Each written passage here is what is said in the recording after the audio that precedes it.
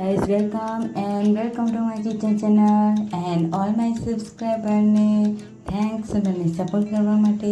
તો આજે આપણે બનાવવાના છે એકદમ ચીઝી પાસ્તા. તો ચાલો ફટાફટ બનાવવાનું સ્ટાર્ટ કરીએ. તો કેપ્સિકમ, ટામેટા, ડુંગળીને આપણે કટ કરીને લઈ લીધું છે. તો આપણી પેણીમાં આપણે તેલ એડ કરીને ડુંગળીને એડ કરી દઈશું. એકદમ સરસ રીતે તેને બ્રાઉન થવા દઈશું. ત્યાં સુધી થોડીક વાર 2 મિનિટ કૂક કરવા દઈશું.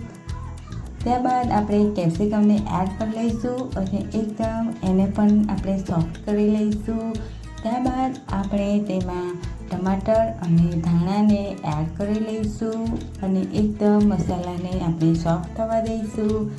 તો આપણા મસાલા કૂક થાય છે એટલે આપણે તેમાં મસાલા એડ કરી લઈશું. તો મીઠું, કાલી મિર્ચ પાવડર, ગરમ મસાલો, લાલ મરચું પાવડર, હળદર ને આપણે એડ કરી અને એકદમ સરસ રીતે મિક્સ કરી લઈશું. તો તમે જોઈ શકો છો કે આપણા મસાલા એકદમ સરસ રીતે કૂક થઈ ગયા છે.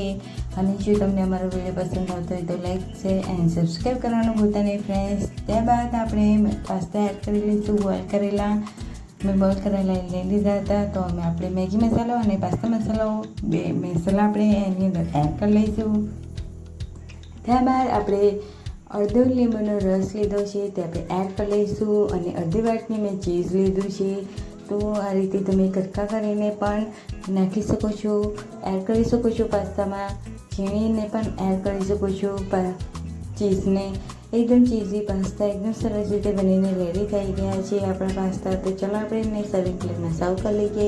અને જો તમને અમારી વિડીયો પસંદ આવતી તો લાઈક, શેર એન્ડ સબસ્ક્રાઈબ કરવાનું ભૂલતા નહીં ફ્રેન્ડ્સ. એન્ડ અમારી વિડીયોને જરૂર આગળ શેર કરજો જેથી પણ બીજા ફ્રેન્ડ્સ આ રેસીપીને જોઈ શકે. એન્ડ આવી જ રેસીપી જોવા માટે અમારી ચેનલને વિઝિટ કરી શકો છો. એન્ડ ડિસ્ક્રિપ્શનમાં લિંક આપી દીધેલી છે અલગ વિડીયોની, તો ત્યાં જઈને તમે જોઈ શકો છો.